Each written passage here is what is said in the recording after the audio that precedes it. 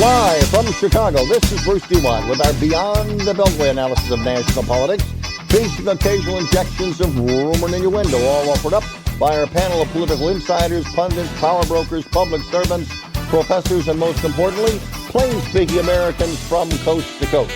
Tonight featuring commentary by independent Derek Addis, Democrat Becky Carroll, conservative lawyer Eric Kohn, Libertarian Eric Kohn, and conservative Republican, whatever she wants to call herself, Judith Sherwin. Our program tonight coming to you from our home base at the Museum of Broadcast Communications.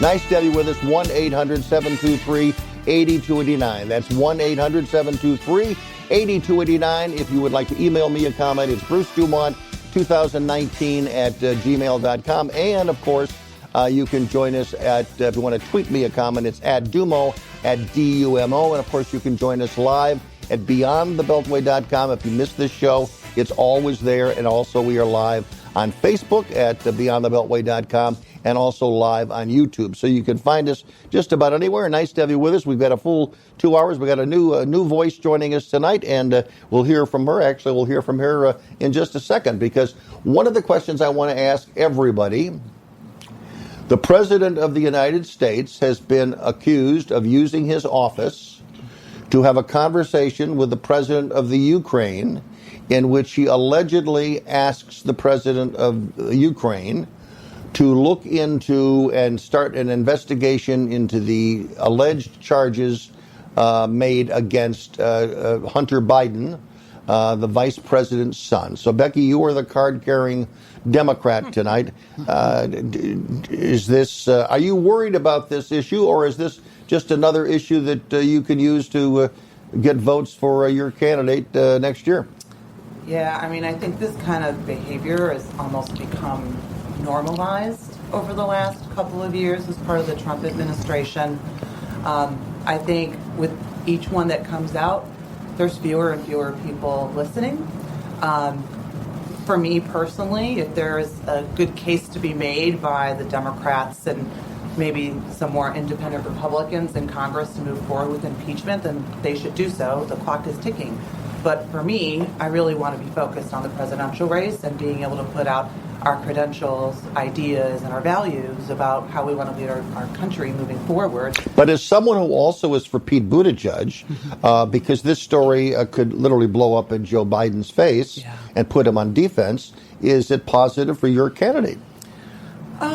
I don't really think that voters look at candidates and whether they're going to support them because someone else is having a controversy. I really think they're looking for who has the values and the leadership and experience that we want at this point in time for our country. And I think folks are looking for something different from Trump. For me, I always say that Mayor Pete is an anti-Trump.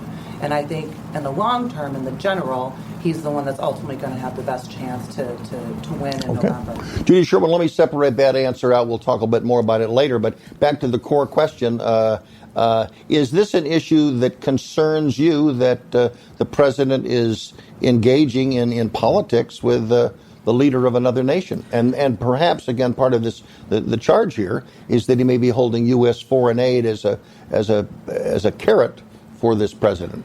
Well, I listened to this story when it started breaking with this idea of the whistleblower, and first of all, we don't actually know exactly what he said. We do know that he talked to the president of Ukraine.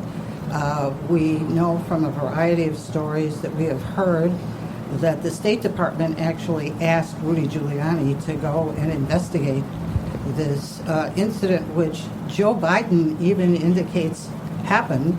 He's on tape saying that while he was vice president of the United States in March of 2016, he told the Ukrainian president, I believe it was the president, certainly their government, that if they didn't fire the prosecutor who was going after his son, he was going to stop American aid. Last time I looked, Donald Trump had nothing to do with that. That was Joe Biden. So I think this is something that's likely going to blow up in Biden's face, because there have been this is something that he admitted. There's a videotape of him saying this. The president has a right to talk to foreign leaders about a variety of things. We have no idea what he talked to them about. But if there is some issue relating to American corruption, and he has some indication of it, I'm not sure I understand why he wouldn't be able to raise that with a foreign government. Okay. If everybody could speak up just a little bit louder, we're getting some complaints that people are having a difficult time hearing at home. So speak up and we'll crank the dials up. Go ahead. Eric Kohn, your response. Well, even all these many years now into the Trump administration, I'm still unpersuaded by the pointing to supposed other bad behavior to say that possible bad behavior by Donald Trump shouldn't be that big of a deal. But yes, it doesn't look good. Now look, this story is believable to me. It's unconfirmed at this point. I would like to see more about it before actually making a true judgment on whether, if we actually know that this happened, but it does appear some whistleblower went through the proper process. It has the opportunity to blow up in both of their faces, but I really think at this point in time, it's most dangerous for Joe Biden because he is the one really in a heated race, as opposed to Donald Trump, who doesn't really have to worry about Bill Weld or Joe Walsh or anybody who would try to make an issue of this outside of the normal whirlwind of the Trump administration, which to me, his role in this, if this story is true, is probably forgotten within a week. Derek Annis is our independent this evening. Yeah, so I just think that right now, the individual who shall transfer that whistleblower information to Congress for Congress to do its job has said that they are being blocked by a higher power. And we know there's only a few individuals that have higher authority over that individual. And so regardless of what is in the whistleblower text or documents or whatnot, it's another fundamental breakdown of the political sphere that we have now, whether it's from the left or from the right. It seems that nothing actually gets done. And so I don't know. If the something getting done is the question of impeachment, I think that there's 2 points to be made on that. One, Congress can impeach for pretty much anything it wants. I think we all probably acknowledge that. Well, it's a prudential question at this point, whether or not they think it's a good idea. And I'm still inclined to the idea that the American people get a say in all of this next year and let them have it. Fine. And to my own point, I want to say I'm not saying that so Congress can impeach the president. I'm saying so that Congress can do its duties to fully vet a whistleblower complaint. World leaders. That's what I'm saying. I'm going to get a point. World leaders are all politicians. That's correct. And I would doubt that this is not the first time that the president of one country has talked politics with the president of another country and may have been able to hold a carrot over their head. That this is not. This is more standard operating procedure. Right. We're just learning about it. This is the real world, number one. And number two, this whistleblower complaint, whatever it is, the reports over the weekend have been that the whistleblower was not the person who actually even heard whatever it was that Donald Trump said. He heard it third hand from somebody else. So even he doesn't know what happened on that call, and neither do the rest of us. Yeah, so we don't. I have to, that's why we need Congress to get that paperwork, is what I'm saying. We don't know if that's true either, so I think we need a full understanding Well, of the you facts said the before we State start Department making went to claims. Rudy Giuliani. Why would our State Department go to Rudy Giuliani to ask this question? According to stories that I read over the weekend in some credible sources, including, I believe, the Washington Post, the State Department asked Rudy Giuliani. But does to that go smell to you? investigate. Does that smell right? Why would they go to a private attorney for the President of the United States to deal with an issue that has some importance? Again, that's the question. We'll hear from everybody else when we roll on from Chicago. I'm Bruce DuMont. From Oklahoma City to New York City, you're listening to Beyond the Beltway, watching us on YouTube and also on Facebook Live. Nice to have you with us this evening. There's something, we're talking about the leader of one nation allegedly being asked by the president to help him politically. Now, there's something that's going on right now that, with the exception of Bibi Netanyahu, I can't remember that it's happened too many times.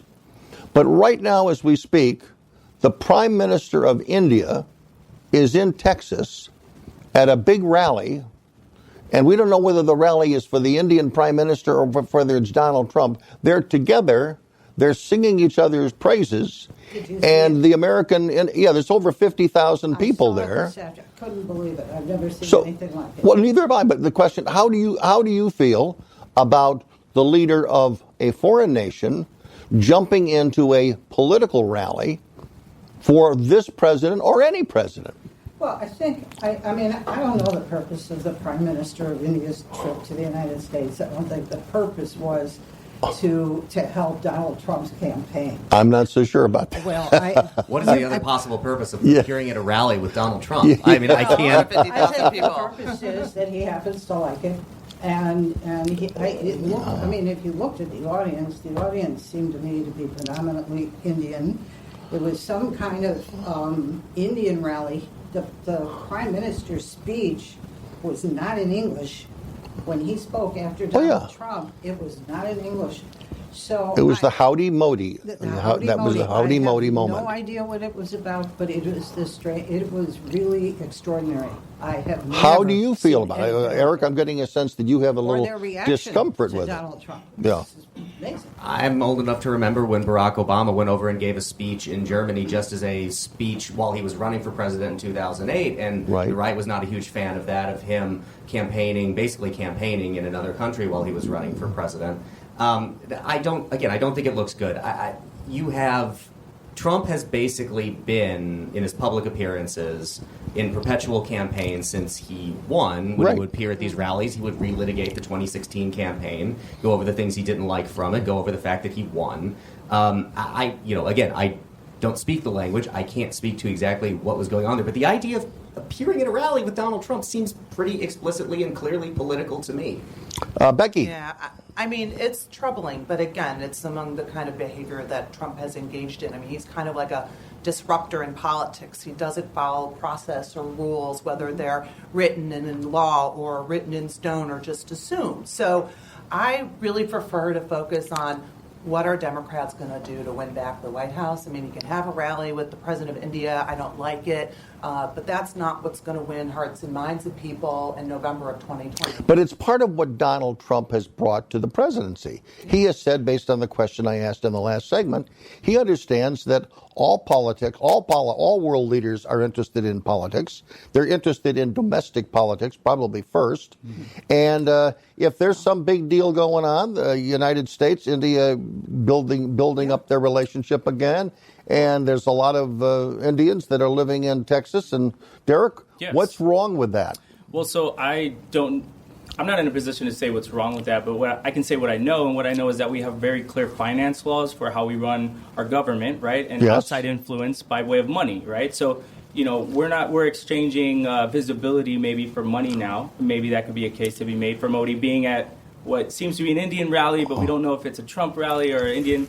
But you said it earlier talking about all politicians around the world have a vested interest in domestic policy first and what's happening at home. So maybe this is a Modi moment to distract from what's happening in Kashmir right now, because there's actually a lot going on in India. That's right. That he probably doesn't want the Indian people to be talking about. So on a lot of levels, this may be wrong, and on a lot of levels, this may be just a big nothing burger that we've spoke about for 3 minutes. But it's another thing that it is interesting. It's another example how Donald Trump it changes the rules. He's changing the rules. Right. What other rules are you expecting him to change in this campaign? I mean, he's already brought up the fact that he's talking about Joe Biden. By the way, to go back to Joe Biden's son, I mean, he's going to go back to Joe Biden's son. Yeah. And in the president's position is, I've spent the last 2.5 years defending my son against charges of unethical activity in private business. Criminal activity. There are people who wanted him to go to jail, the son. Right. So, I mean... I don't think that justifies being able to go after anyone's family. I mean, traditionally, families, especially at the presidential level, have been okay. So I guess this isn't really going to be a conversation. It's going to be an argument. Point being, I think people are really done with the finger pointing. I think people are done being in the gutter. I mean, even a Fox News poll showed that people are exhausted by Donald Trump. That's why, in my opinion, we need to start talking about where do we want to take this country? What do people care about? What are they missing? What do they want back in our White House? Which is why I support a certain person running for president. Mm-hmm. I think he's going to continue to distract and do the disruptive types of activities that has gotten him to where he is today. It's not going to change. Eric, what do you think? We should mention you're a libertarian. You're not a big Trump fan. Not particularly. You asked something about rule changes that I thought was interesting, that we talk about Donald Trump doing these rallies. One of the things that I think is interesting about him is he seems to be the first president that I can remember, or certainly think of, who has been uninterested while being in the White House in expanding his coalition. His base are his people. They're the best people. They're the only people that matters. What I think is interesting, they're terrific people. They're wonderful people. And what I'm seeing now on the left, though, is also this kind of catering from most candidates, not all, but most candidates, catering to kind of the Twitter woke left within their own primary. That you have Joe Biden, who's the one person who I think is trying to speak to the people that Trump won in the Rust Belt, who I think are persuadable to come back over to the Democrats. And you have a bunch of candidates over there who are saying things in particular that will not work for them. Beto O'Rourke comes to mind with the idea of we're going to take away guns. That is a rule change in terms of how both governing and campaigning is now going that is interesting and intriguing to me. Do you agree with that, Derek? I think with the internet and the way that we exchange information now, and the ability for anyone to become a pseudo-journalist or person of knowledge, to share, it changes the whole political sphere. So now, our politics seems to be more of a reality show, and that's kind of probably how we got a reality show. Let me ask you. We should mention you're from Texas. Yeah. But was Beto right when you heard Beto say what he said in the recent debate?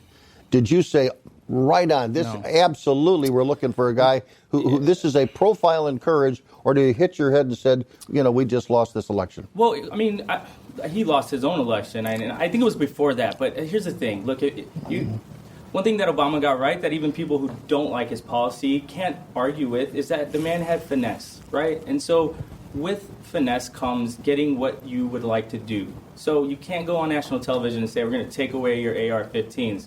Now, do I think that people should have high-powered rifles? No, I don't think so. I had them myself. I went to a foreign land to fight for my country with that weapon of war. So no, I don't think people should have them here. But would I go on TV running for office and say that in that way? No, I would try to meet people in the middle. Maybe I think maybe you shouldn't have it, but I'm not going to say I'm going to come into your house and take it from you because you're never going to work with me. But if according to the polls that the Democrats love to quote, the majority of the people want background checks and want tougher. They do want to ban AR-15s. If they want to do that, why not give them the opportunity to vote for a candidate who's going to do it? Yeah, but, now it isn't a candidate that I think would be a good idea. But I go back to what the founding fathers wanted. Right. If you have two sides that are different, and next year is going to be about the capitalists and the socialists, what's wrong with that battle? So here's the problem that I see. We expect the President of the United States to do everything, okay? And we don't like it when he does everything. I mean, people on the left don't like the executive orders. People on the right didn't like the executive orders. So there is an entity in this government called the Congress, okay?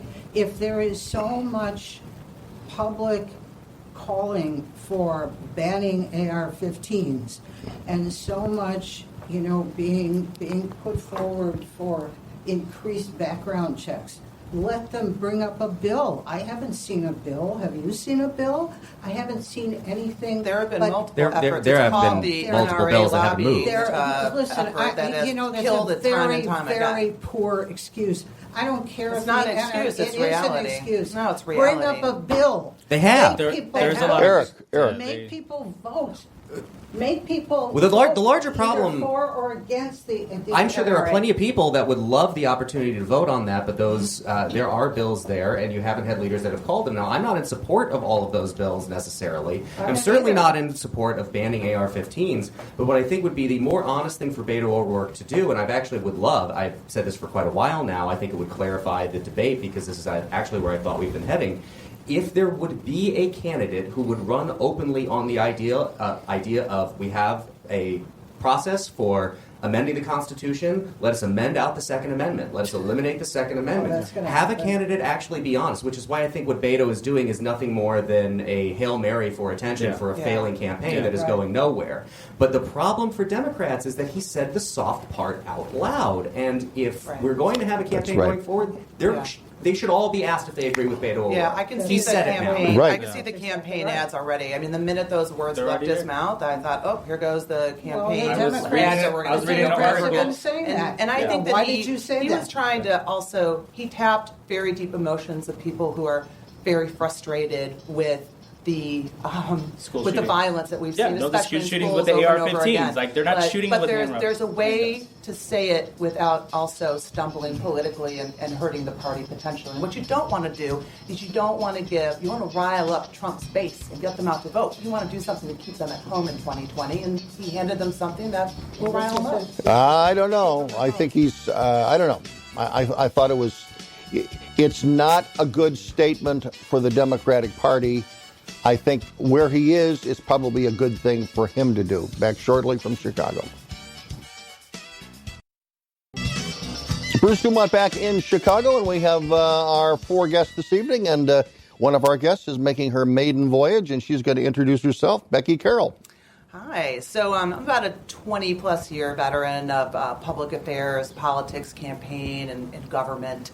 I've been very fortunate to work for a lot of good people. Probably the one I might be most proud of is being National Director of Women for Obama in 2008, which was a historic moment, obviously, for the country, but also my career. And now I founded my own firm, C Strategies, and we specialize in public affairs and strategic communications. I don't do politics for a living, but I do love to do it on the side and help friends who are advancing things I really care about. Judith Sherwin. So my name is Judith Sherwin. I am a practicing attorney in Chicago at the law firm of Retzel and Andrus, and I'm also an adjunct professor at Loyola University, where I teach constitutional law, First Amendment issues in the law school, and teach in the graduate school ethics and business. Are you a conservative or are you a Republican? Probably a conservative. Okay. The R word kind of sticks in my throat. Derek Addis. Yeah, I'm a DePaul Double Demon, an Iraq veteran. I started philanthropy marketing not long ago to help small brands achieve their true potential. Eric. I'm 15 years of public affairs and marketing and political consulting experience, and I'm co-host of Sources with Knowledge, along with my co-host Joe Kaiser, on AM 560 The Answer here in Chicago, 3 p.m. on Sundays, and you can also now look us up in Apple Podcasts if you want to listen to the program there. Right, and you have a podcast too, right? I do. Everybody's broadcast. got a podcast. It's great. And we love to talk. What is your podcast called? It's called The Broadcast, and we primarily feature women who are doing great As in things. broads. Yes, as in the broads. We own the name now. Okay, Take that's ownership good. over Well, it. So, yeah, it's great. I love it. I've been doing it for a couple of years, and hopefully I'll keep doing it for a couple more. Very good. One of the other big stories last week, the pressure obviously is building in Saudi Arabia as to what the United States response should be and what Saudi Arabia's response should be to the attack on their oil fields. And there was an announcement by the president this week and the Department of Defense about troops going to Saudi Arabia. And let's listen to that comment and get reaction from Derek Addis and the rest of our group. The President has approved the deployment of U.S. forces, which will be defensive in nature. As the President has made clear, the United States does not seek conflict with Iran. That said, we have many other military options available should they be necessary. Derek, you are a veteran. You've spent 2 tours in Iraq. So you're young enough to still be sent away to defend this country. What is your reaction to the possibility of troops? Now, it's a small battery of troops at the moment, but again, many advanced wars start with small batteries. Yeah, I think, SecDef just said that we didn't want a military fight with Iran, right? We didn't. They said that the intent is not to start combat. Well, then we shouldn't have pulled out of the nuclear deal. We should have stayed in it. It was working. We knew it was working. Independent agencies from around the world, to include foreign governments that were part of the deal, all said that it was working. And Iran was playing nice. Like I've said before, you catch more flies with honey.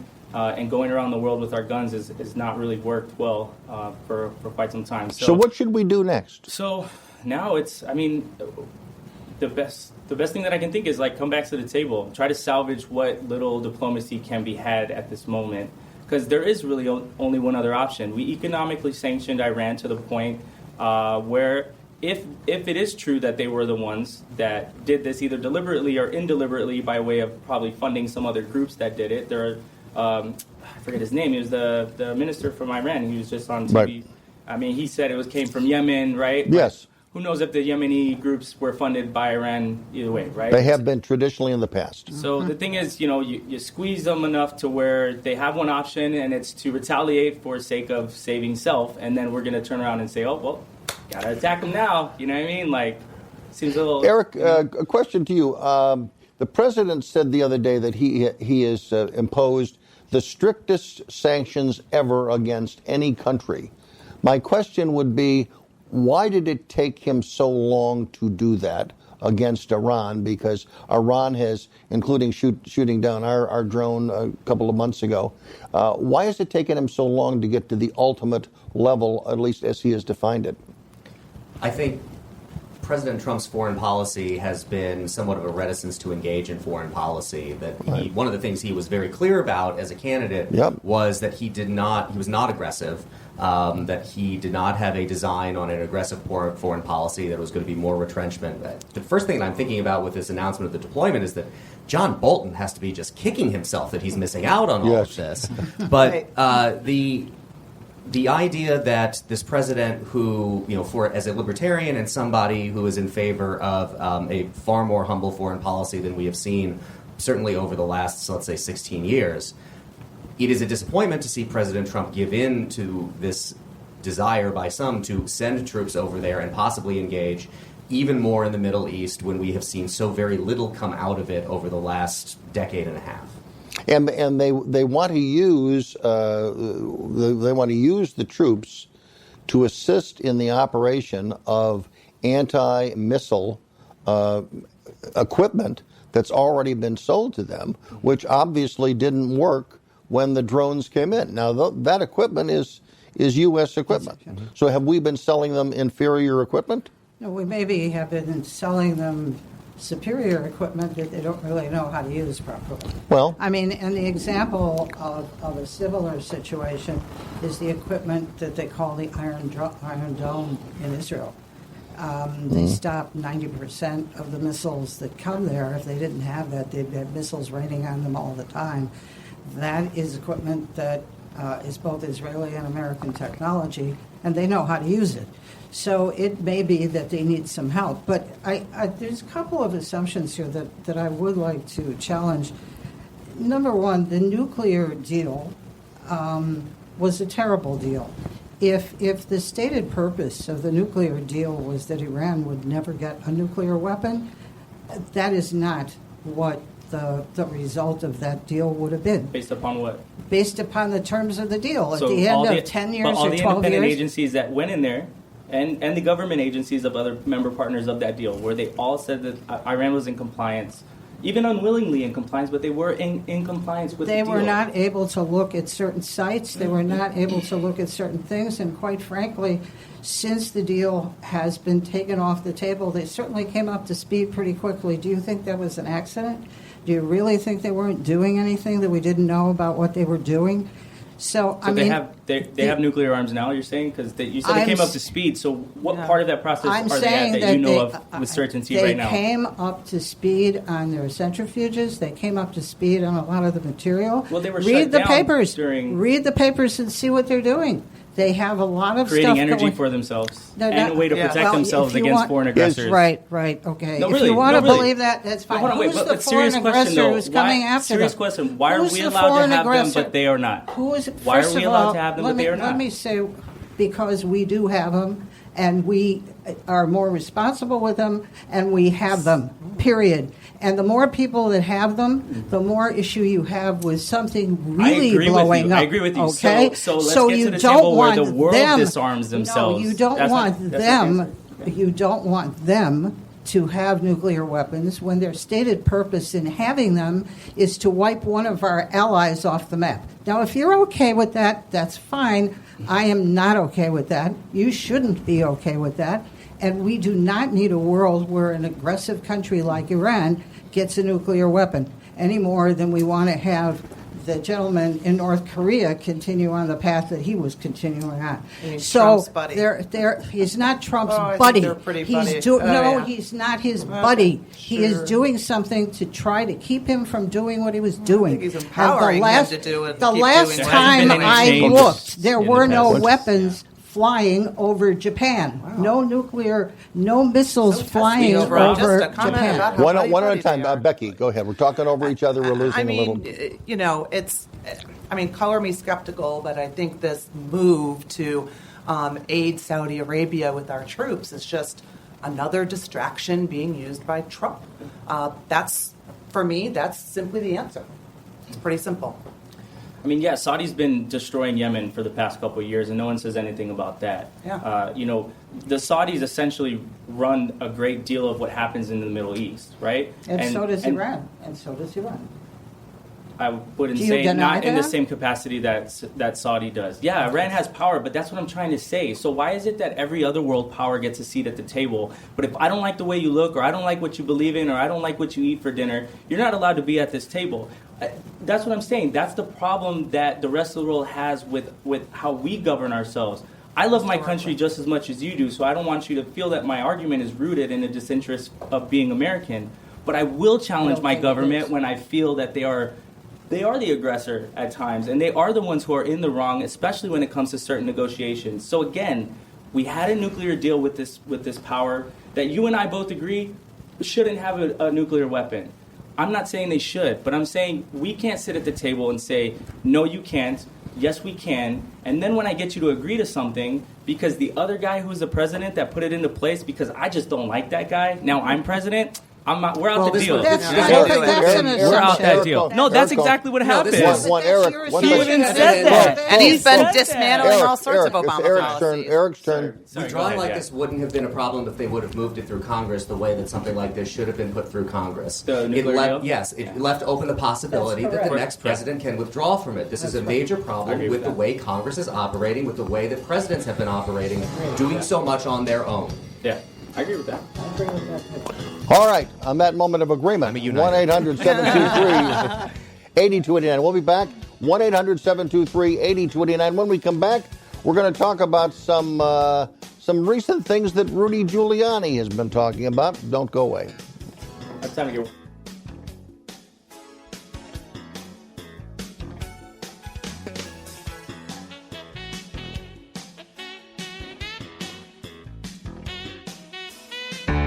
Goodman Theater presents the Broadway sensation Bernhardt Hamlet, a rollicking comedy about the original diva, legendary actress Sarah Bernhardt. It's $18.99, and Bernhardt tackles her most ambitious part yet, Hamlet. The gossip flies and society gasps as gender roles are put to the test. The New York Times calls it a breakneck backstage comedy and says it's so clever it uplifts. Bernhardt Hamlet runs through October 20th. Get tickets today at goodmantheater.org. Bruce DuMont back in Chicago, and again, let's continue our conversation because we have disagreement on the right side of our table this evening. So, let's talk about it. Eric, you make your point, and Judy will dismiss it or agree with it or disagree with it as she did during the break. Discussing? Oh yeah. Judy brought up the idea that, maybe I should let Judy state it herself, but that if we're going to kind of design the way in which we have a global economy that we can design, or this was your suggestion, that we can also have a nation that leads in kind of a globally inclined way. And I don't necessarily know that I disagree with that, but my point with Judy's statement about we can design the global economy. I mean, we can't design the global economy. I mean, read your fundamental Hayek. You have these market forces that are going to move. It's the fatal conceit of the idea that anybody could possibly possess enough knowledge, or a room of people can possess enough knowledge to be able to direct these courses. You can't. You never will. You can make certain policy choices that tweak on the edge of that, but the idea that we're going to control it in any kind of a meaningful way is always just seems to me to be what Hayek called the fatal conceit. Judy. I don't think I said we can control the global economy. I said that the idea of the globalization that people seem to be fascinated by and think that we should buy into is something that Donald Trump came into office and said, you know what, we need to do something about American business, the American economy. We need to make the American economy strong, and we need to go after people who are trying to destroy us in the global economy. And he was talking about China, and he was talking about other actors. We have issues with Europe. We have issues with the United Kingdom. We have issues with a lot of people. So, yes, we have to live in a global economy, but there are American interests and American ideas that I think we need to take a look at, so that the people in the Rust Belt who were thrown out of their jobs and had their factories closed are going to be able to live and are going to be able to work in some way in a global economy that makes room for them. And they were completely frozen out. So I'm not saying that you can control that, but you can find ways to work in it that are more intelligent than the road we were going down, and that's what he's trying to do. Final word, and then we're going to move on. You can make domestic policy choices that can help those people in the Rust Belt. That is one thing. But to make the kind of promises that Donald Trump made, that these jobs are going to come back, they're not going to come back. They have gone. They are not going to. Now, the idea that globalization is something, to me, that needs this kind of skepticism is baffling, because over the last number of decades, it has brought billions of people out of poverty. It has made the world wealthier. Fewer people starve. It has made the world a better place. American manufacturing, its output is at the highest that it's ever been. Its employment is lower, and there are domestic choices that can be made there. But to see this as an indictment of globalism or global capitalism has never made sense to me. By the way, I want to switch gears and talk a little bit about, bring back to 2020 politics. The Des Moines Register, which is one of the most respected newspapers in the state of Iowa, probably the most, they came out with their latest poll. And we're going to put those numbers up because I want to get a couple of our guests to respond to it. This is according to today's edition. Senator Warren has now moved into first place at 22%. That's 7% increase over the last time they did this about 3.5 weeks ago. Joe Biden has slipped to second place. That is a 3% loss. Bernie Sanders has slipped down to 11%. That's a 5% loss. And Pete Buttigieg is now at 9%. That is a 6% loss. And Kamala Harris has stayed where she was at 6%.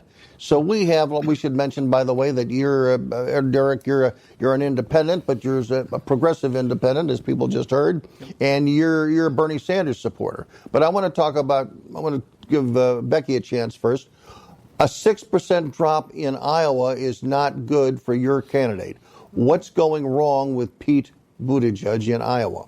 I don't think it's what's going wrong with any one candidate. I think it's what's going right with Elizabeth Warren right now. She's hit a moment.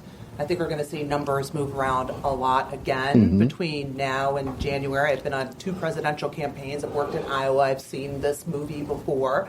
Yesterday at the steak fry in Iowa, Elizabeth Warren and Pete Buttigieg won the day. They were like 33% and he was at 29%. And that's always been kind of a real indicator of like, where are voters really going to go?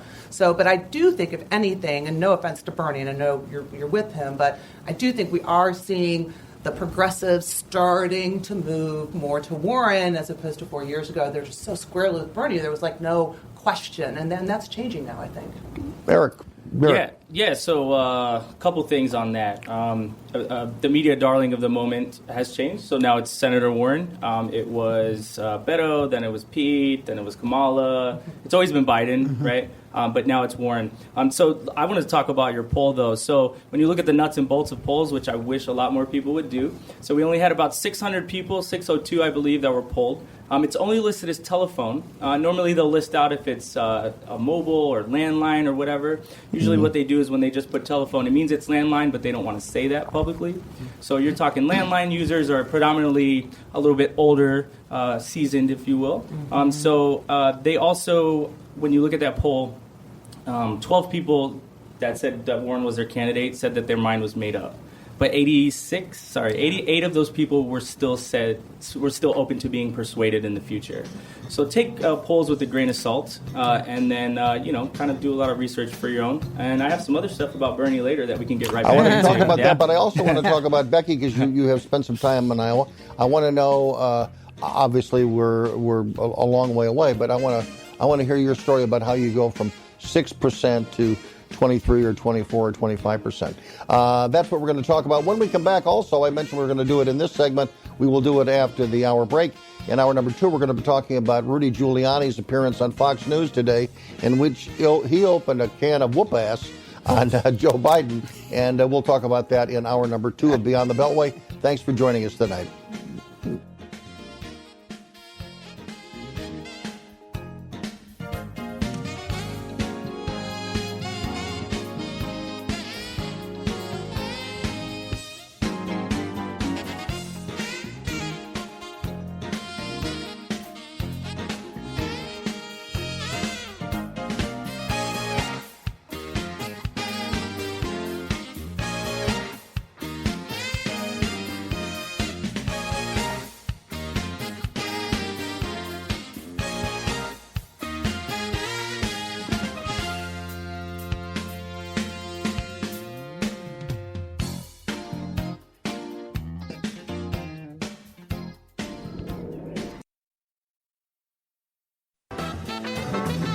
Bruce DuMont back in Chicago. Thank you very much for joining us this Sunday night.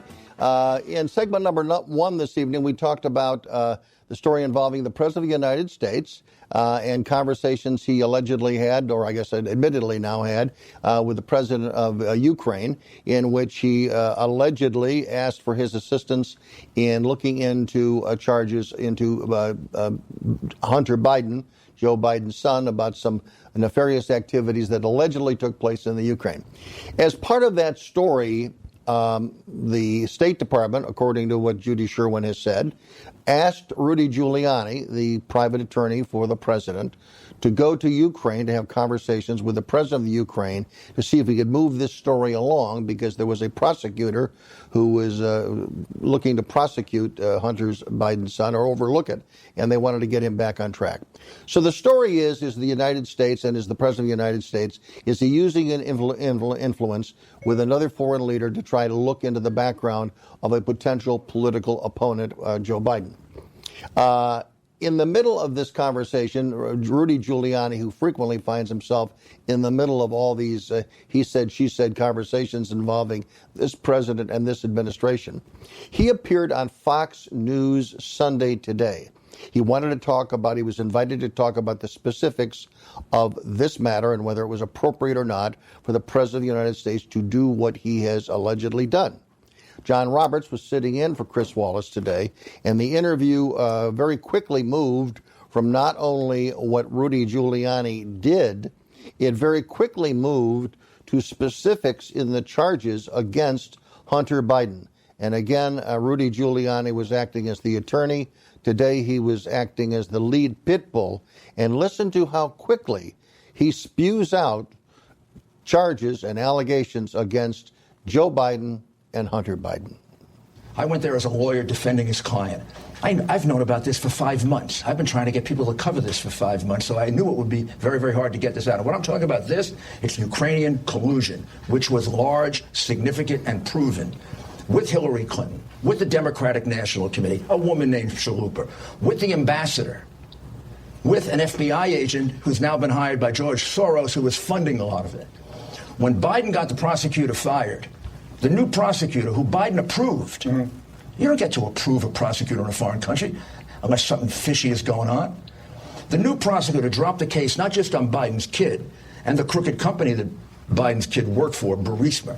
That was done as a matter of record in October of 2016, after the guy got tanked. He also dropped a case on George Soros' company called Antac. Antac is the company where there's documentary evidence that they were producing false information about Trump, about Biden. Fusion GPS was there. Go back and listen to Nellie Orr's testimony. Nellie Orr says that there was a lot of contact between Democrats and the Ukraine. Well, I have all the contacts. And John, when the rest of this comes out, and we look at China and the $1.5 billion that the Biden family took out of China while that guy was negotiating for us, this will be a lot bigger than Spiro Agnew. They have fallen into a trap. Whew.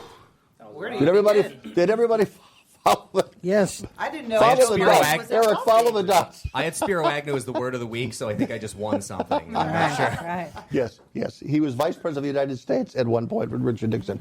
What do you think of just the, that is a Gatling gun approach to your political opposition. Is that going to be effective? Because one thing that Rudy was able to do over the last several years was to muddy the waters about all the players and who said what to whom as it relates to the Russian investigation. This sounds very early in this story. It sounds like the same approach, ready to go. I mean, he there must have been 15 charges he threw out in that little diatribe. Yeah, the muddying the waters, I don't know if it will help in this case because they're so muddy, I don't know anybody can make sense out of any of this. I mean, I need a flow chart just to follow what Rudy has said on the program. When you put that, you put that up with the interview that he had with Chris Cuomo, which he was supposedly on this program to partly explain the interview he had with Chris Cuomo. It's, anybody who remembers, we just had the anniversary of 9/11, remembers that Rudy Giuliani and sees him now, it's like, to me, it's like, Grandpa at the Thanksgiving table where he says something completely crazy, and he gets up and leaves. It's like, okay, that was entertaining, but what are we going to do about Grandpa?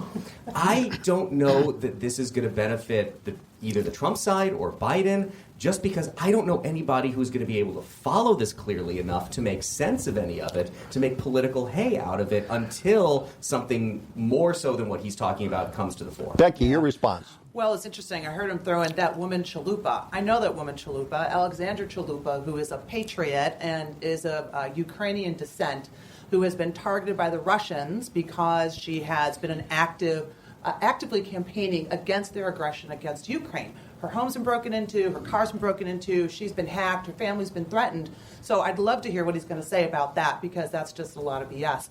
But again, it's like, I just don't, what are people going to make of this? Like, what is the takeaway? There's so much thrown in there. It's like the worst John le Carre novel ever.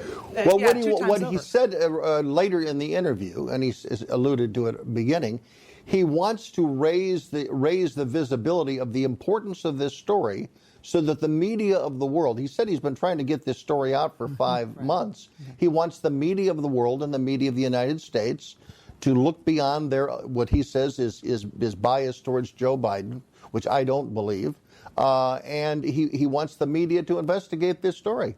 I have no idea what's going on with all of this. Obviously I have an idea of what's going on. You like politics, but this is tough for you to follow. But that's what I'm saying. Well, because it just seems, he might be 100% correct, but it's just how it's being presented. There's no methodology to it. It's literally just he goes on TV. He's trying to cover up for saying, no, I didn't tell the Ukraine president this. And of course I asked the Ukrainian president about the son. He backtracked with Cuomo on CNN.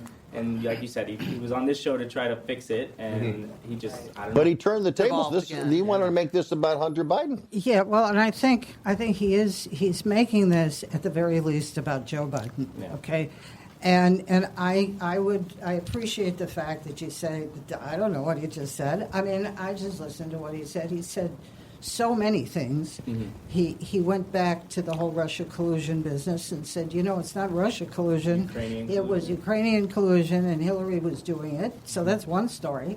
Then and I don't mean story in the sense of not true. I mean one storyline that he's going to be pushing. One bullet point. One bullet point. Okay, and he's saying, Joe Biden doesn't get to decide who the prosecutor is going to be in a foreign country by dangling American aid to that country and telling him I'm leaving in 6 hours and I'm going to cut it off.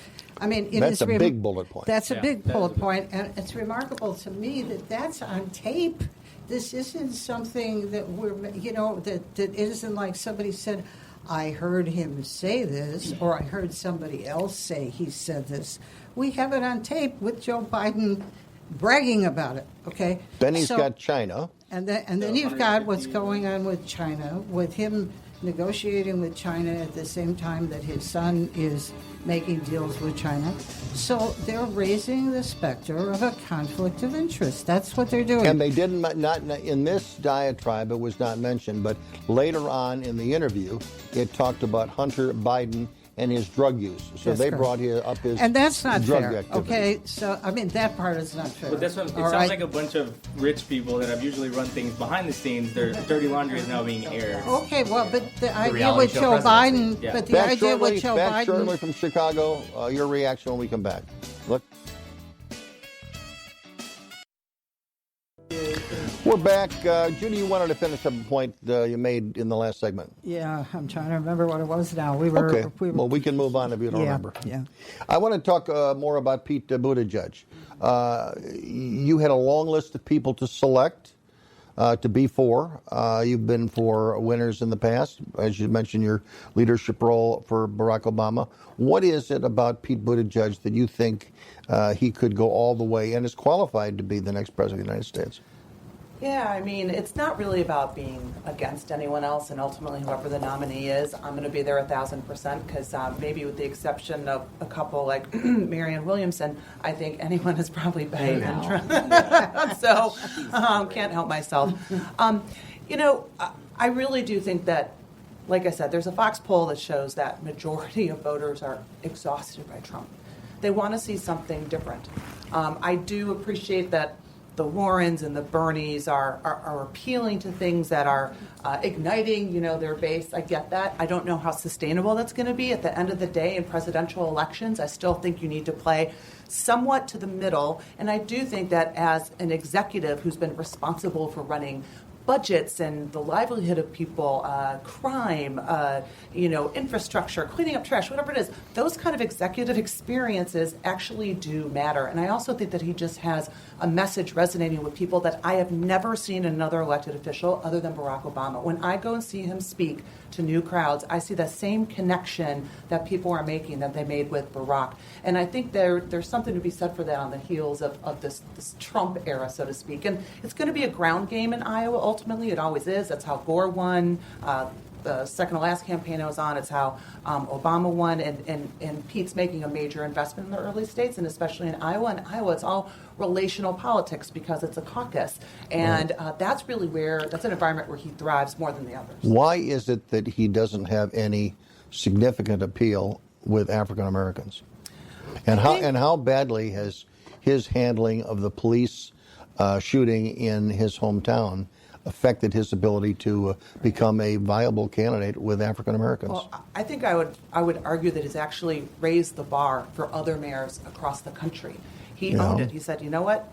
I've done all these things, but I haven't gone far enough. And we have to admit that there's still institutional racism here, not just in the police department, but in really every institution. We need to acknowledge that before we start anything else. He also was very public. He was transparent. He held, a town hall. He let every person ask a question who did. I can't think of any other mayors that have really taken it to that level to be so transparent and engaged with people directly. He's put out a Douglas plan to talk about how we can help end inequity in this country. Those are things that people need to hear and they need to see specifics on. So I think it's early. It's still early, and there's plenty of opportunity for him to continue connecting with that base. Eric Kohn. I just want to make a point of how wild our politics are in 2019. So we have a Democrat primary for president that featured amongst the 3,487 candidates that are running the mayor of New York City and the mayor of South Bend, Indiana. And the mayor of South Bend, Indiana is longer for the race than the mayor of New York City, with Bill de Blasio dropping out this week, which was news to most people to find out that Bill de Blasio was running for president of the United States. That's 3 weeks after the senator from New York dropped out. It's just truly remarkable to me. Yeah. Now, Cory Booker says that he may drop out if he doesn't get a substantial amount of money in the next 10 days. Is anybody surprised that Cory Booker has not taken off? I thought he had a very strong last debate, but before that. Before all the presidential stuff began, and I think before the Kavanaugh hearings, I think Cory Booker presented a very interesting possibility as a candidate for president for the Democratic Party. But somehow, he's presented himself in some ways that are silly, okay? In the Kavanaugh debate, the thing about the Spartacus moment, it was laughable. He hasn't really, I think, shown himself to be a serious candidate, okay? I think the reason that Elizabeth Warren is up in the polls is that she has shown herself to be a serious candidate. I don't agree with her on almost everything, but she has policies, she has positions, she has something to say about things. It isn't just about her. So I think that's why she's up at the polls, and I think and she shows up. And again, you talked about taking questions. She's taken questions from. There was a report last week. There was a meeting. Lasted 4 hours. She's talked to everybody that was there. Right. She was the last one to turn off the lights. Right. So that means something because it is relational in Iowa. It's kind of silly that Iowa, with I don't know how many people vote in the caucus. It's 1,000, and pretty much just white voters. Right. That's going to determine maybe who our next president is going to be. But she gets that. It's a one-on-one thing. It's not about stuff. It's about talking to people. Yeah, and so I do appreciate about that about Senator Warren as well. But it always baffles me that people will openly say these things about Warren, but they never say the same thing about Bernie. Bernie was like that. But he still is like that. Hold on. Bernie just had a thing where a veteran stood up and said, hey, I can't take care of myself. I have this healthcare issue. I can't pay my bills. I'm going to kill myself, right? Mm-hmm. And instead of making it into like a political ad where he kept addressing the gentleman across the room and all that, he said, you know what? You're not going to kill yourself. We're going to talk later. He canceled other appointments that he had, and him and his wife sat with that man for 45 minutes. Okay? Nope, the media didn't talk about that. The media talks about Warren surging in Iowa, right?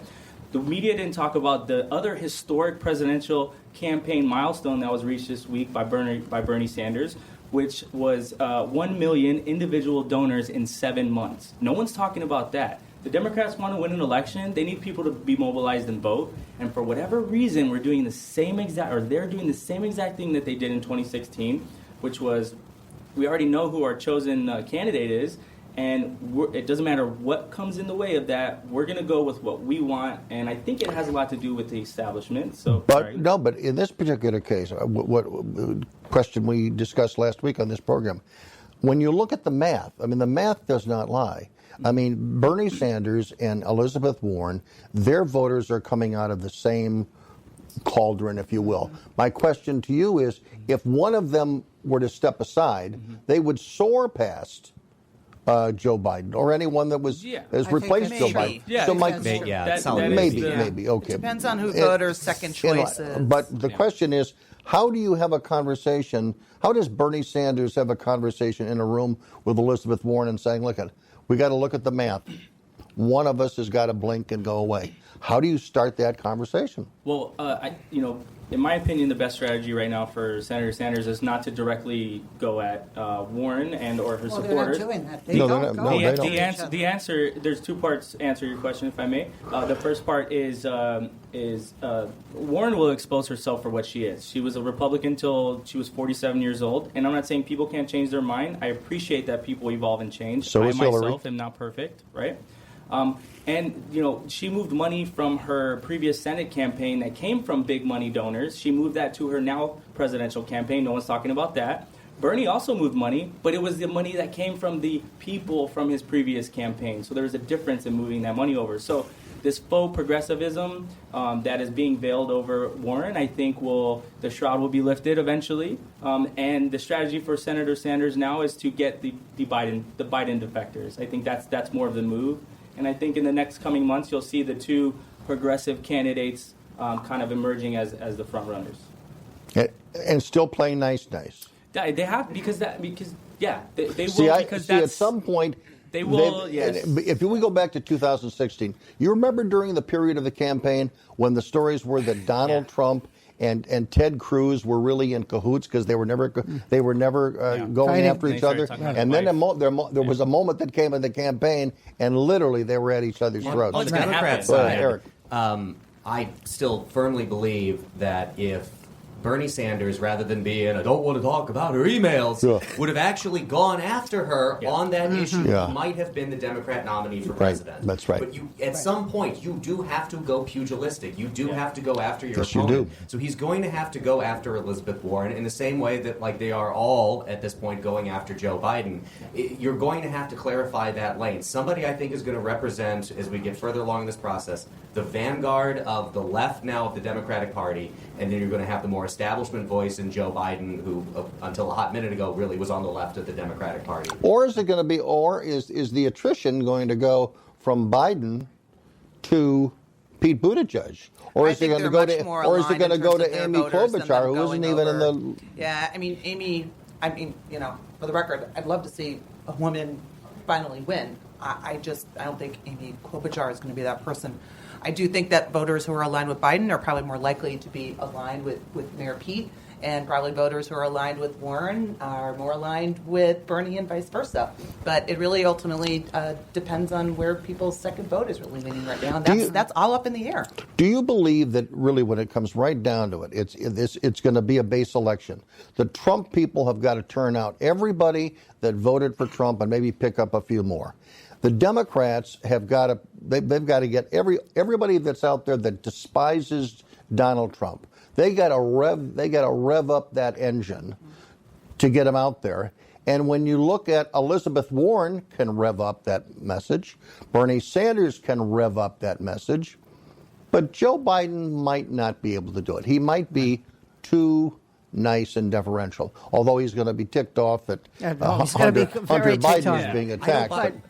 I don't buy it because I don't see the base of the Democratic Party not turning out against Donald Trump. And Biden, I think, still has the greatest possibility to bring back some of those lunch pail, Rust Belt voters that Donald Trump won, that it's going to be necessary to bring back if the Democrat wants to win. I don't know. I refute that. Bernie Sanders has a pretty solid foundation. I agree that Sanders. I don't think the Rust Belt people. I don't think the Rust Belt people count. I think that the haters, the people that hate Trump, they've got to bring out the hate vote. Right. That's what they got to do. Back shortly from Chicago. Yeah, the healthcare.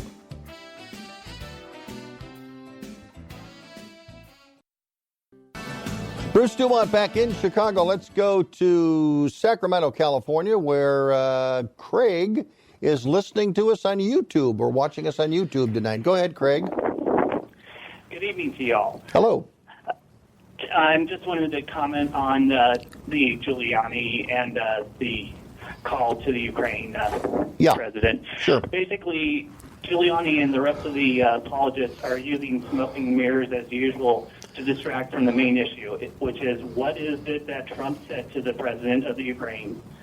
The whistleblower went through the correct process, and the White House is breaking the law by not sending the report to Congress.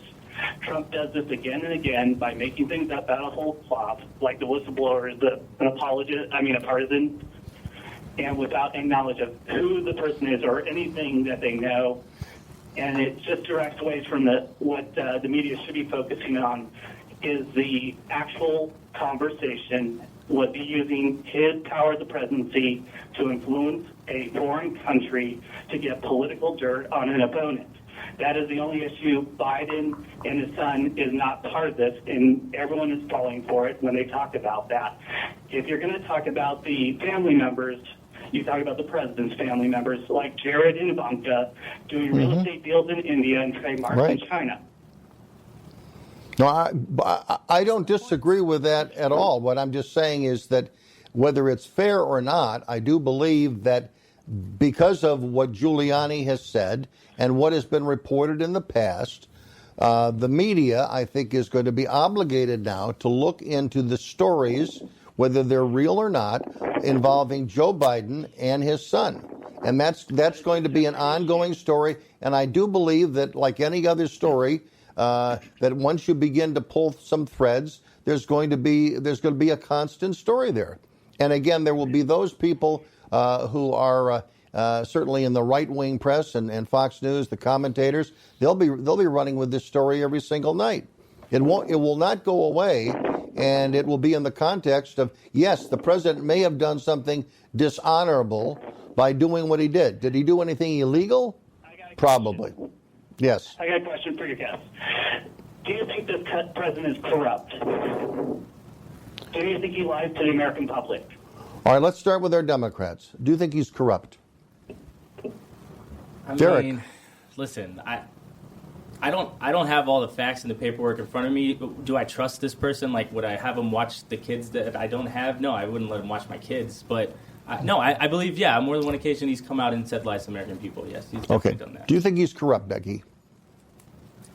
Yes, and I think we haven't seen the last of what some of that corruption might look like by the time November rolls around in 2020. Judy, do you think he's corrupt? No, I don't think he's corrupt. And whatever he said to the president of the Ukraine, I do not believe that it is a crime. It's certainly, like you said, Congress can impeach if they don't like the way you comb your hair. No. I don't think Eric, there's do you think he's there. corrupt? I think he's dishonest and unethical and unfit for the office. I'm happy with that summary. Mm-hmm. Okay, Craig, and your answer is he's unfit and he's corrupt. And he just makes things up out of whole cloth. He doesn't have any facts. He just says whatever's on the top of his head. And he's basically going to run us into a war without knowing about it. I don't think he's going to run us into a war. I think because of the promise that he made that he doesn't want to have war, he may keep us out of a direct confrontation with Iran that might be in our best interest, but he's not going to see it that way because all he's concerned about at the moment is, am I keeping all of my campaign promises? And I think I would agree with Eric. Unethical at times, totally corrupt. No, I don't believe he's totally corrupt.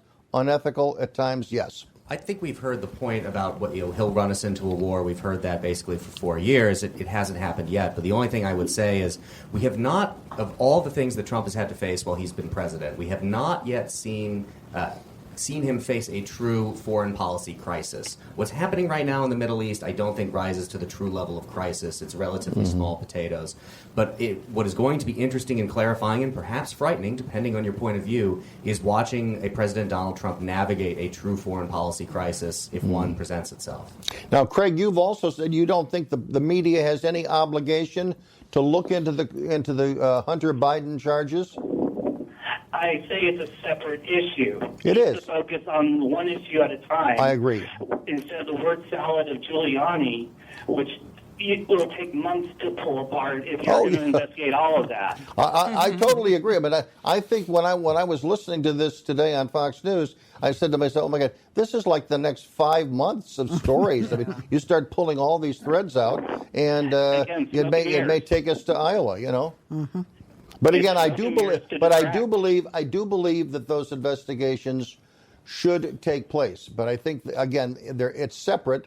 The president is the president. I guess the question I would say is, why doesn't the president call the FBI and have the FBI investigate that? Now, how many people would be more upset if the president picked up the phone and called the FBI and asked them to do it?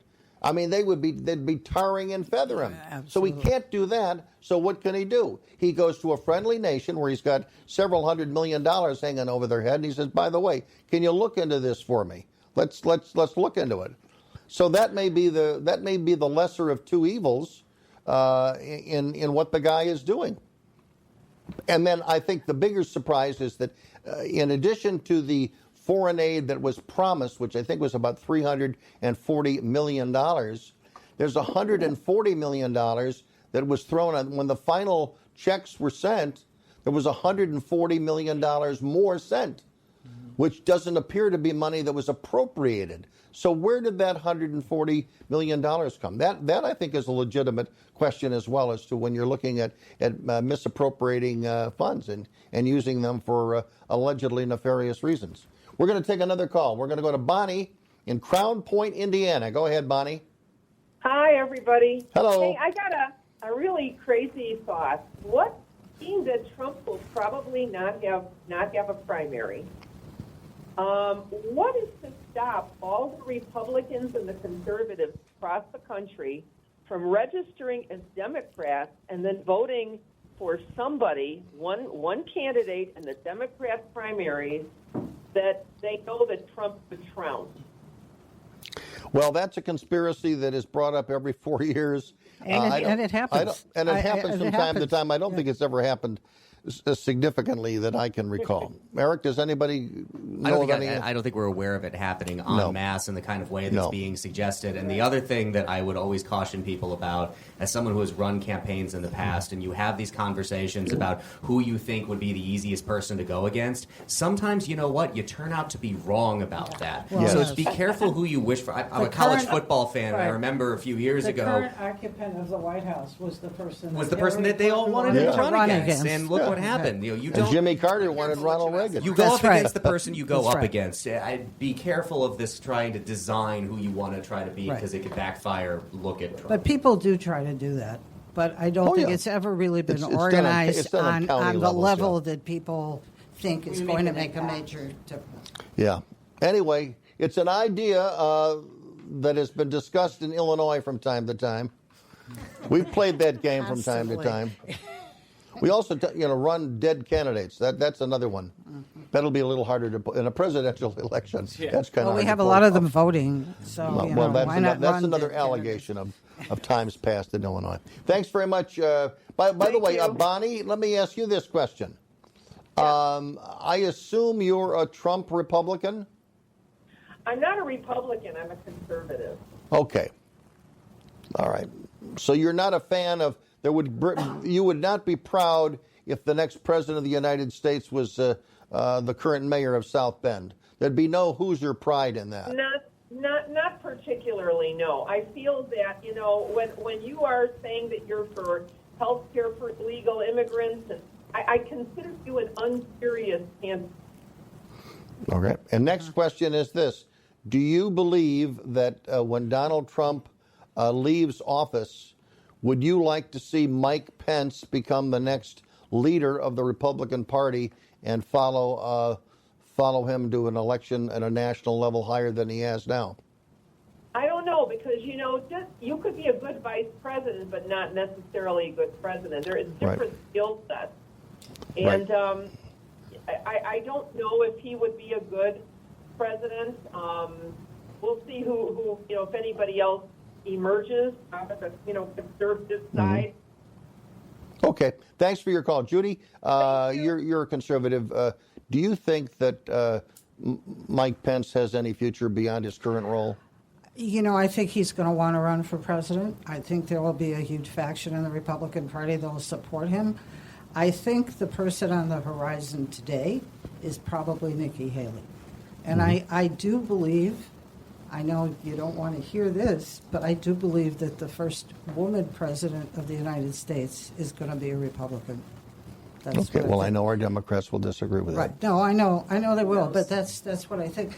The other thing that I noticed that I'm not sure that this really makes any sense, but we've had women prime ministers, and some of them are successful, some of them are not, like Theresa May.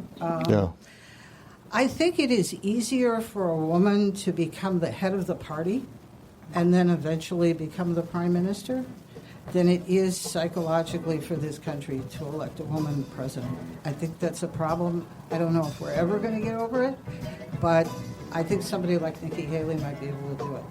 Okay. We're going to pause, 1-800-723-8289. One more segment, and we're going to talk about the recent election in Israel. Bruce DuMont, we're back in Chicago. We're talking baseball. We have a diehard Cub fan who's kind of sourpuss tonight, but the Cardinals are just a great baseball team. They outplayed the Cubs. The Cardinals have come on like gangbusters. This was the hardest 4 days, baseball days. I think this was worse than the way they lost, the way the Cubs got knocked out last year. Yeah. I really do. But let me also add, as a White Sox fan, it's 60 years ago tonight that the White Sox won the American League pennant against the Cleveland Indians. Right. And I remember and I was actually a White Sox fan. It was yesterday. I was actually a White Sox fan in those days. Okay, so that isn't my only sentiment that's changed over the years. Let's talk about, last week we talked about the Brett Kavanaugh controversy. What's your take on the Kavanaugh. Is that story already petered out in your view, Eric? I think it's starting to because of how incredibly horribly that it was handled. The story to me here has little to do with any allegations against Brett Kavanaugh, because the ones that were actually put forward in this excerpt from a book that the New York Times ran didn't have any more corroboration than any of the other allegations that were made against him during his confirmation. But what was remarkable to me was the way the Times handled this. They had this excerpt that they wanted to run. This is Bob Woodward's books have done this with the Washington Post. They get the juiciest excerpts to run before the book comes out. They didn't run it in the news section. They ran it in the opinion section. They got something significantly wrong and left out, which is that the woman supposedly who had this happen to her has no memory of it and didn't even talk to the people who wrote the book. And this gets added as an editor's note after the fact. It was, I'm tired of a lot of the debates about media bias, but this is pure and clear media malpractice as far as I'm concerned. The Times should be ashamed of themselves. Well, and it's not the first time this has happened to the opinion page since the current opinion editor, I'm forgetting his name at the moment. This is like the second or third incident that it's raised at this kind of a level, and you have to have a higher bar, especially when it comes to issues like this that are so personal and so high profile and involving someone who's on our nation's highest court. You got to be better. Mm-hmm. And another story is what's happening to Justin Trudeau, appearing in blackface at a party several years ago. And, his political career is teetering at the moment, although the people of Canada will soon, render a verdict on that. What's your take on things like that? Does it make any difference if somebody dressed in blackface 20 years ago, does that mean they're a racist today? I don't get to make that determination. I mean, yes, you do. I just asked you. I could say you do. I appreciate that. No, but so again, I don't want to speak for people who are slighted by those things. So whether or not I feel one way about it or not, it's what en masse, like a lot of people collectively would feel about something. So, but are they really? What I want to know is, are they really upset about it, or are they doing it just because it's the thing to be upset about? In other words, has it really hurt their lives? Has it impacted them? And by the way, I'm not talking about rape charges now. Right. I'm talking about whether you dress up as Amos and Andy. Yeah, no, well, I mean, again, you have to look at the history of disenfranchisement in different places of the world and how powers that had money and wealth and resources kind of used others to get, what they wanted and discounted them. But at the same time, when you see, someone kind of making fun of who you are without even inviting you to some of these parties where all these people were videotaped with blackface, or photographed rather with blackface and brown face and whatever other face they wanted to wear, that's where the kind of the slighting comes into play, where no, it's not okay. Becky, do you agree with that? I mean, would I ever have done that, whether it was at the time politically or not politically correct? No. I mean, that's sensibility on my part. Not everyone might share that. I've read stories about you can't always maybe necessarily compare the history of this country with something like Canada. It's different. But nonetheless, it bothers me, and I think it bothers a lot of people I know who are people of color who are just kind of tired of having to read the stories over and over and over again of people who are trying to raise up people of color now in disenfranchised communities. Oh, they were in blackface 10, 15 years ago. It's offensive. And we should frankly all be offended by it. But I wonder how many people of color, as you referred to them, how many of them are legitimately upset about these incidents when they come along? Or is it the professional left, left who have that credential? Yeah. Right. Are they the ones that are upset? In other words, are the people at the college campuses, are they excited about this? No. Or if you walk through the South or West Side, would anybody be talking about either yes, people they of are. color? I mean, I see it on my own Facebook pages. I see it on Twitter. People are genuinely but they're white people. That's what I They're meant when I white talked people. about the resources. No, they're not just white people are offended by this, and I kind of take offense of that you wouldn't say that people of color aren't offended by it. I've seen it. I mean, I've seen the posts on my Twitter feeds. I've seen the posts on my Facebook feeds. People are upset, and we should let people own that. So, I mean, I kind of feel sorry for Trudeau here. I mean, and I'm not a fan, believe me.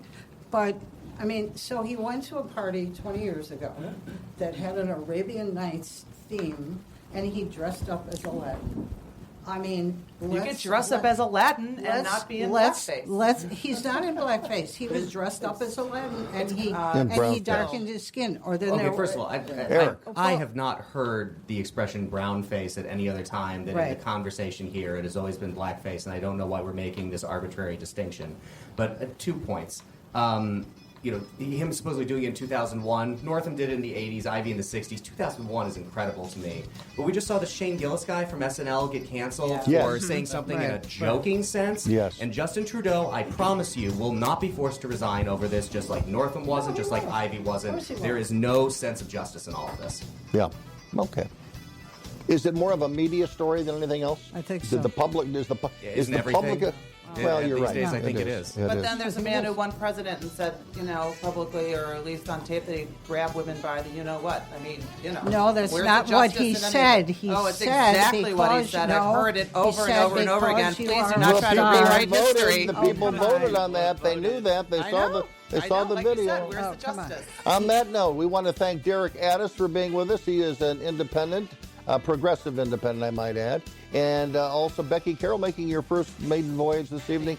Thank you very much. Judith Sherwin back as a favorite. Thank you very much for representing the right side. And Eric Kohn, nice to have you back. Also, he works at WIND, our flagship station, every Sunday at 3 o'clock in the afternoon. So if you want to tune in him at 3 and then just keep your dial right where it is until 10 o'clock at night, please feel free to do that. Our thanks also to Hector Pacheco, and to Anthony Marshall, and to also Fritz Goldman for their assistance in the production of this program. I'm Bruce Dumont. Good night from Chicago. What is hope? Hope to me was just that he would get to come home.